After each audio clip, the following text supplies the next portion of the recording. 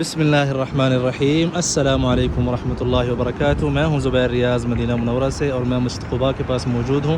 और आज की वीडियो में आपको मैं उस जगह की निशानदेही करवाऊंगा जहां पे नबी सल्लल्लाहु अलैहि वसल्लम की अंगूठी मुबारक जो है, जो ख़त्म मुबारक थी, वो हज़रत उस्मान गनी रज़ियल्लाहु अन्हु के दौर खिलाफत में जब वो वज़ू कर रहे थे उस कुएँ के अंदर गिर गई थी, जिस कुएँ का नाम बि'r अरीस था, लेकिन बाद में अंगूठी गिरने की वजह से बि'रुल ख़ातम यानी अंगूठी वाला कुआँ पड़ गया था।